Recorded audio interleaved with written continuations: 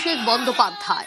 এদিন সোশ্যাল মিডিয়ায় পোস্ট করেন তিনি, লেখেন ফলতা বিধানসভা কেন্দ্রের গণনায় অসঙ্গতি রয়েছে। গত 10 দিনে ফলতায় 1000-এর বেশি কর্মী ঘরছাড়া হতে বাধ্য হয়েছেন। তখন নির্বাচন কমিশন চোখ বুজেছিল। আদর্শ আচরণবিধি থাকা সত্ত্বেও পার্টি অফিসে ভাঙচুর চালানো হয়েছে। সত্য চাপা থাকে না। এক্স হ্যান্ডেলে পোস্ট অভিষেক বন্দ্যোপাধ্যায়, ডায়মন্ড হারবারের সাংসদ।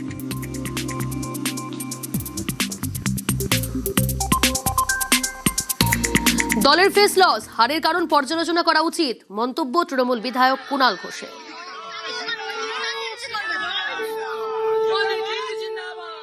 ডায়মন্ড হারবার মডেল কোনো কাজই করলো না ফলতাতে। কোথাও একটা তো গলদ ছিল, 100 বার গলদ ছিল। এটা দলের আত্মসমালোচনার জায়গা। নেতৃত্ব নিশ্চয়ই দেখবেন একজন ক্যান্ডিডেট যে নাকি আগের নির্বাচনে ওখান থেকে এমপি কে লিড দিয়েছে 1.5 লাখের বেশি ভোটে, সে হাত জোড় করে বলছে মুখ্যমন্ত্রীর অমুক তমুক আমি করে আমি সরে যাচ্ছি। এটা একদম ভালো বিজ্ঞাপন হয়নি। এটা দলের অত্যন্ত ফেস লস হয়েছে এবং দল এটা আত্মসমালোচনা করবে। দলের কর্মীরা বিরক্ত।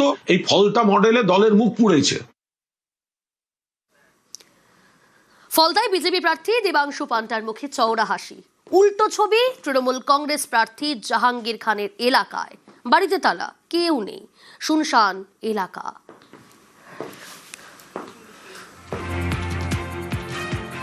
ডায়মন্ড হারবার লোকসভা কেন্দ্রের এবং ফলতা বিধানসভা কেন্দ্রের যিনি কিংপিন অর্থাৎ তৃণমূল কংগ্রেসের জাহাঙ্গীর খান, নিজেকে যিনি পুষ্পা বলতেন, তার বাড়িতে শ্মশানের নিস্তব্ধতা। একাধিকবার তাকে ডাকার পরেও কোনো সাড়া মেলেনি। আজও দেখা যাচ্ছে যে জাহাঙ্গীর খানের বাড়িতে তালা। জাহাঙ্গীর খান কোথায় গিয়েছেন কেউ কিন্তু এখনো পর্যন্ত বলতে পারেনি। বাড়িতে এক সপ্তাহ আগে যেখানে দেখা যেত যে হাজার হাজার কর্মী সমর্থক তারা আসছেন, বিভিন্ন সময় জাহাঙ্গীর খানকে দেখা গিয়েছে তাদের সঙ্গে কথা বলতে, কিন্তু যেদিন ফল ঘোষণা সেদিন কিন্তু জাহাঙ্গীর খানের বাড়িতে এবং এলাকায় দেখা মিলল না। পাশাপাশি তৃণমূল কর্মী সমর্থকদের তাদেরও চোখে পড়ল না ডায়মন্ড হারবার এবং ফলতা বিধানসভা জুড়ে। বিজেপি কর্মী সমর্থকরা তারা উল্লাস করছেন, কিন্তু গেলেন কোথায় পুষ্পা? প্রশ্নচিহ্ন আজও রয়ে গেল। ক্যামেরায় মনোজের সঙ্গে অর্পণ মণ্ডল, নিউজ 18 বাংলা, ফলতা।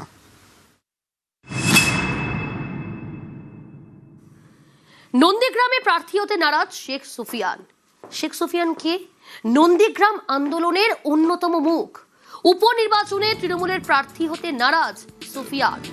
নন্দীগ্রাম আন্দোলনের অন্যতম মুখ শেখ সুফিয়ান তৃণমূলের প্রার্থী হতে নারাজ। প্রার্থী হতে চাইছেন না। তৃণমূলের তরফ থেকে ভাবনা চিন্তা করা হচ্ছিল তাকে প্রার্থী করার জন্য, কিন্তু একদম রাজি নন। প্রার্থী হতে নারাজ শেখ সুফিয়ান। সুজিত রয়েছে আমার সঙ্গে সরাসরি।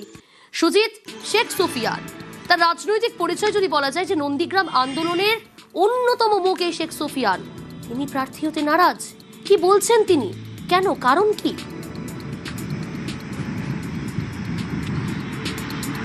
দেখো, তার বাড়ি বয়েই কিন্তু রাজ্য তৃণমূল নেতৃত্ব এসেছিলেন, তাকে এই প্রস্তাব দিয়েছিলেন। তিনি রীতিমতো অভিমানী, তিনি রীতিমতো ক্ষুব্ধ। তিনি বলছেন যখন চরম দুঃসময় তখন তার কথা ভাবা হচ্ছে। তিনি বলছেন বর্তমান যে অবস্থা, এই সময় বিরোধী রাজনীতি করাটাই কঠিন। এবং শুধু তাই নয়, তিনি বলছেন 6 সালে তিনি প্রার্থী হয়েছিলেন বিধানসভায়, কিন্তু এতদিন তাকে মনে পড়েনি। দলের এতদিন নাম মনে পড়া নিয়ে রীতিমতো ক্ষোভ ঝরে পড়ে তার মুখে এবং তার গলা থেকে শোনা যায় রীতিমতো শুভেন্দু অধিকারীর প্রশংসা। তিনি বলছেন এখন এই সময়ে তার রাজনীতি করা বাড়ির লোক মানছেন না এবং তিনিও মানছেন না। তার কাছে বাড়িতে এসে রাজ্য তৃণমূল নেতৃত্ব যারাই এসেছিলেন প্রস্তাব দিয়েছিলেন, তিনি সঙ্গে সঙ্গেই নাকচ করে দেন। তিনি বলেন তিনি প্রার্থী হবেন না, এমনকি রাজনীতি করতেও তিনি নারাজ। একথা যখন তিনি বলছেন তখন কারণ খুঁজছেন কেন সুফিয়ান একথা বলল, সেটা নিয়ে কিন্তু চর্চা চলছে। আসলে নন্দীগ্রামে খুবই খারাপ অবস্থা বলা যায়। তৃণমূলের পবিত্র যিনি প্রার্থী হয়েছিলেন, হেরেছেন শুভেন্দু অধিকারীর বিরুদ্ধে, তিনি তো একেবারে নাই বলে দিয়েছেন। তারপরে যখন সুফিয়ানের কাছে যাওয়া হলো তিনি না বললেন, অর্থাৎ কিনা নন্দীগ্রাম আসনের অবস্থা খারাপ। এবং নন্দীগ্রাম থেকে নন্দীগ্রামের মুখ এখন মুখ্যমন্ত্রী। তিনি যখন বিপক্ষে ছিলেন তার বিরুদ্ধে পবিত্রকে দেওয়া হয়েছে তখন ক্ষোভ ছিল, কিন্তু আজ যখন তাকে দেওয়ার কথা ভাবা হচ্ছে তিনি কিন্তু এই পদ নিতে নারাজ, অর্থাৎ এই প্রার্থী হতে নারাজ, এমনকি তিনি রাজনীতি করবেন না বলেও একথা জানিয়ে দিয়েছেন। এবং এই যে কথা বলার পর বিপাকে পড়েছে তৃণমূল।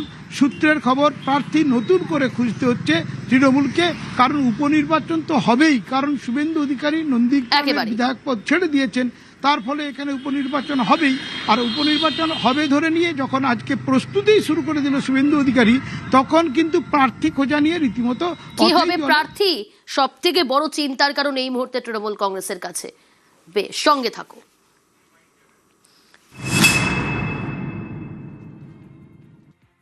রাজ্য নেতৃত্ব চাক আর কেন্দ্র নেতৃত্বই চাক, প্রার্থী হবার মানসিকতা অনেক আগে আমার হারিয়ে গেছে। কারণ আমি 2006 সালে তৃণমূল কংগ্রেসে লড়াই করেছিলাম, তারপর থেকে প্রার্থীর জন্য দল ভাবেনি। তা আজকের ভাবলে তো আর সেই জায়গাতে আমি পা দেবো না।